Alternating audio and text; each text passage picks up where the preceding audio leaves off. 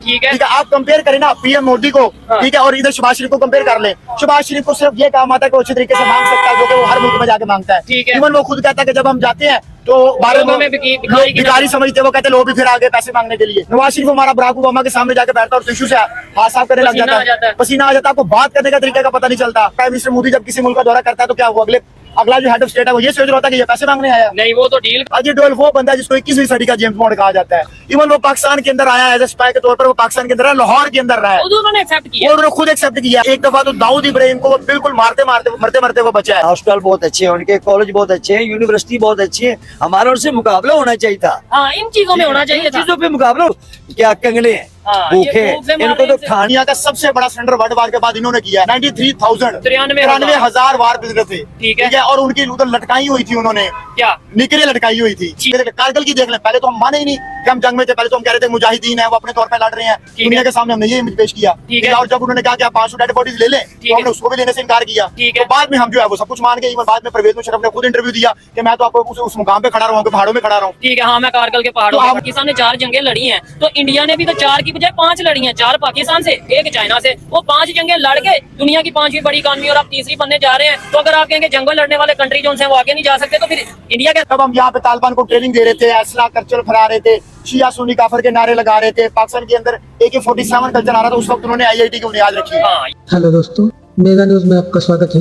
दोस्तों, पाकिस्तान में हालत इतनी बुरी, कहीं पर बम फट रहे हैं, कहीं पर लूटमार चल रही है, कोई चोरी कर रहा है, और उनके पॉलिटिशियन तो चोरी कर रही है, लेकिन लोग भी चोरी कर रहे हैं। इतनी बुरे हालत में है पाकिस्तान अभी। और पाकिस्तान का एक बंदा है, वो बात कर रहा है कि हमें देखना चाहिए हमारी कमियां क्या है, क्या कुछ नहीं है। इंटरव्यू दे रहा है, बहुत ही अच्छी बात कर रहा है वो भी, मुझे बहुत पसंद आई मैंने जब देखा तो। आप भी देखिए, और चैनल पे नए हो तो चैनल को सब्सक्राइब कीजिए, लाइक कीजिए और शेयर कीजिए, और कमेंट भी कीजिए कि आपको ये वीडियो कैसा लगा और इस आदमी की बात कैसी लगी, कमेंट भी कीजिए।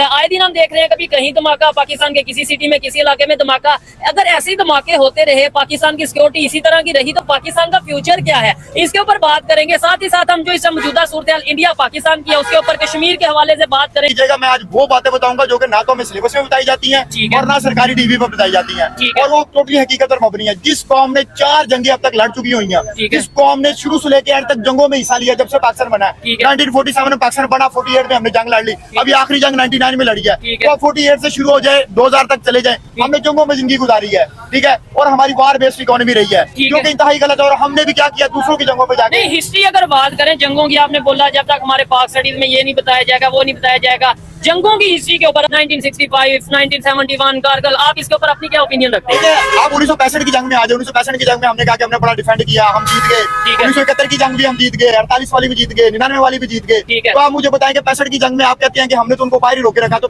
इधर लाहौर के अंदर इंडिया के टैंक मौजूद है, तो वो फिर कहाँ से आए हैं? ठीक है, अगर तो हम ये जंग जीत चुके थे, उसमें तो बाद में अमेरिका ने इंटरफेयर किया और मामला जाके आगे बढ़े, ठीक है, और हमें अभी तक तो यही बताया जाता, बल्कि हम 6 सितंबर को जो दिफा बनाने भी टूर पड़ते हैं। 1971 की जंग में आ जाए, आपको पता दुनिया का सबसे बड़ा सिलेंडर वर्ल्ड वार के बाद इन्होंने किया। 93 वार प्रिजनर थे, 93,000 वार प्रिजनर थे, ठीक है, और उनकी उधर लटकाई हुई थी, उन्होंने क्या निकले लटकाई हुई थी, ठीक है, जो कि हमारे लिए बदनामी का बाइस बने हैं ये लोग। आप 1948 की जंग उठा के देख लें, कारगिल की देख लें, पहले तो हम माने ही नहीं कि हम जंग में थे, पहले तो हम कह रहे थे मुजाहिदीन है, वो अपने तौर पर लड़ रहे हैं, दुनिया के सामने हमने ये इमेज पेश किया, ठीक है, और जब उन्होंने कहा कि आप 500 डेड बॉडीज ले लें, तो हमने उसको भी लेने से इनकार किया। तो बाद में हम जो है वो सब कुछ मान गए। बाद में परवेज मुशर्रफ ने खुद इंटरव्यू दिया कि मैं तो आपको उस मुकाम पे खड़ा रहा हूँ, पहाड़ों में खड़ा रहा हूँ, ठीक है। हाँ, मैं कारगिल के पहाड़ों। तो आप मुझे बताएं कि इंटरनेशनल सतह पे आपका क्या इमेज बन रहा है कि एक तरफ आप इनकार कर रहे हैं, दूसरी तरफ आप ये बात कर रहे हैं? ठीक है, ये तो चले सारी दुनिया को पता है कौन जीता कौन हारा। नो, इंडिया ने भी तो 4 की बजाय 5 लड़ी हैं, 4 पाकिस्तान से, 1 चाइना से, वो 5 जंगें लड़ के दुनिया की 5वीं बड़ी इकॉनमी और आप तीसरी बनने जा रहे हैं। तो अगर आप कहेंगे जंगल लड़ने वाले कंट्री जो वो आगे नहीं जा सकते, तो फिर इंडिया कैसे चला गया? देखिए, उनकी जंगों में हमारी जंगों में फर्क है। हमने बिला वजह वो जंग जो लड़ते हैं वो अपनी कौम के लिए और अपने मुफाद के लिए लड़ते हैं। हमने जंगें जो लड़ी है रशिया के लिए लड़ी है जंग, ठीक है, रशिया को हमने उसमें इख्तिलाफ सपोर्ट नहीं किया। अमेरिका की सपोर्ट में जाके हमने डॉलरों की वजह से जाके रशिया के साथ अमेरिका के साथ मिलके रशिया के साथ जंग लड़ी। उसके बाद हमने जो है वो अमेरिका के खिलाफ जंग लड़नी शुरू कर दी तालिबान के साथ मिलके। तो आप मुझे बताएं, अब फिर चाइना के लिए हमने जंग लड़नी शुरू कर दी। हम कब तक हम दूसरों की जंगों में क्यों जाते हैं? हमें दूसरों की जंगों में जाना नहीं चाहिए, हमें तो अपने मुल्क के मुफाद को सामने रखना चाहिए। रशिया से हमें सस्ता तेल मिल रहा था, हमें क्या लड़ रहा है यूक्रेन क्या है क्या नहीं है, हमें तो रशिया से तेल लेना चाहिए था सस्ता जो हमें मिल रहा है, हमारे बच्चों को फायदा था, ठीक है।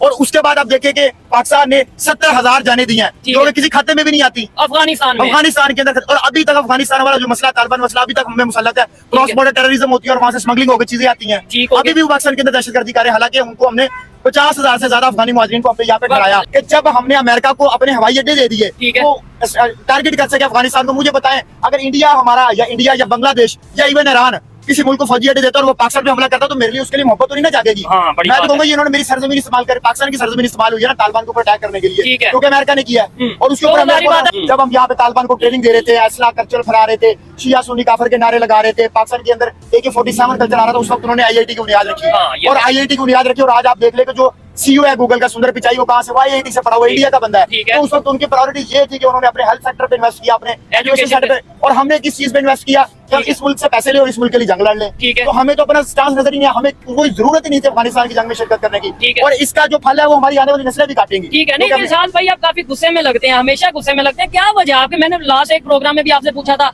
आज भी ये देखें कैमरामैन अगर दिखाए, लोग कैसे देख रहे हैं कि यार ये बंदा क्या गुस्से में बोली जा रहा है। गुस्से की वजह क्या है? क्या पाकिस्तान को लेके आपकी मतलब सोच क्या है कि इतना गुस्सा अचानक आ जाता है? इसकी वजह, बुनियादी वजह तो पाकिस्तान है ना। जो लोग पाकिस्तान से मोहब्बत करते हैं, जो लोग चाहते हैं कि पाकिस्तान आगे जाए, वो पाकिस्तान को सही सीमत में देखना चाहते हैं और वो उसके मुताबिक आपको बताते हैं क्या काम बनता था। हमारे क्या मैंने ये गलत बात किया? ऑडियंस बता दे कि दूसरों की जंगों में क्यों हमने हिस्सा लिया, इंडिया ने कौन से दूसरे मुल्क की जंग में हिस्सा लिया? आप मुझे बताएं। रशिया यूक्रेन दोनों के साथ वो चल रहे हैं, इसराइल फलस्तीन दोनों के साथ चल रहे हैं, हम तो जंगे लड़ रहे हैं किसी के लिए। ठीक है। हम तो इवन यहाँ तक कि हमने किसी मुल्क से डील करनी होती तो हमें ये टेंशन होती है तुर्की नाराज ना हो जाए, सऊदी नाराज ना हो जाए, पुराना मुल्क नाराज ना हो जाए। और ऐड पाएंगे इधर किसी से भी पूछ लो, वो यही कहेंगे पाकिस्तान का दुश्मन कौन है जी? पाकिस्तान का कौन दुश्मन है? इंडिया। अब इन्हें मैंने तो नहीं बताया पाकिस्तान का कौन दुश्मन है। इंडिया। पाकिस्तान का दुश्मन कौन है? हाँ, कौन दुश्मन है जी? क्या ये देखें, इधर पीछे जो लड़के खड़े हैं इन्हें ये नहीं पता होगा पाकिस्तान के प्राइम मिनिस्टर का क्या नाम है? क्या नाम है पाकिस्तान के प्राइम मिनिस्टर का?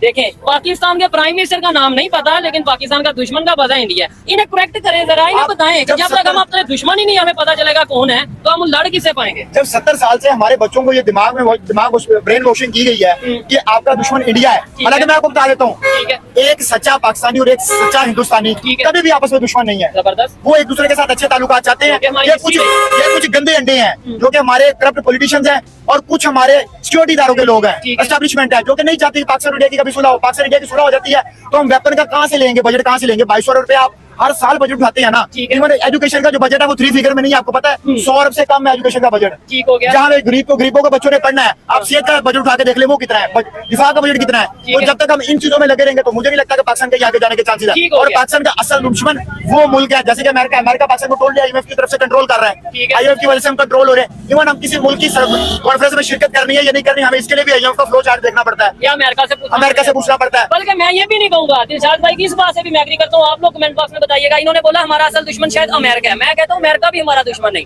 इंडिया भी हमारा दुश्मन नहीं। हमारा दुश्मन है यहाँ पे जो जहालत मौजूद है, हमारा दुश्मन यहाँ पाकिस्तान में जो गुर्बत, जो बेरोजगारी है, वो हमारी दुश्मन है। पाकिस्तान में जो अनएजुकेटेड लोग हैं, जो यानी कि अनएजुकेटेड लोग रखे गए हैं, वो लोग दुश्मन है जिन्होंने ऐसी पॉलिसीज बनाई है कि पाकिस्तान को अनएजुकेटेड रखा जाए। इस बात से इख्तिलाफ करूंगा कि अमेरिका की वजह से पूरी दुनिया का मन दबा हुआ। इस वक्त सबसे ज्यादा असले की सप्लाई कौन बेच रहा है? अमेरिका बेच रहा है। सबसे ज्यादा असला वो बना रहा है। सबसे ज्यादा हवाई अड्डे दूसरे ममालिक में किसके हैं? उनके हैं। उसके बाद आप आगे आ जाए, सबसे ज्यादा बड़ी फौज किसकी है? वो भी उनकी होगी। न्यूक्लियर पावर सबसे ज्यादा, न्यूक्लियर इक्विपमेंट रशिया के पास सबसे ज्यादा उनके पास है। 5000 कुछ समथिंग उसकी फिगर बनती है। तो आप मुझे बताएं, एक तरफ कहते हैं कि अमेरिका हमने पूरी दुनिया में अमल लेके आना, दूसरी तरफ आप जो है लोगों को असला बना के बेची जा रहे हैं। लेकिन उसमें अमेरिका का आप कहने ना डिसएग्री करता हूँ, मैं कहता हूँ अमेरिका की फिर जरूरत क्यों नहीं होती कि वो चाइना के अंदर इन्वॉल्वमेंट उस तरीके से करे जैसे पाकिस्तान में करता है। नहीं, अमेरिका की दुश्मन जरूरत क्यों नहीं होती कि वो इंडिया में उस तरीके से इन्वॉल्वमेंट करे जैसे वो पाकिस्तान में करता है। इसका मतलब है हम कहीं ना कहीं मौका देते हैं तो वो लोग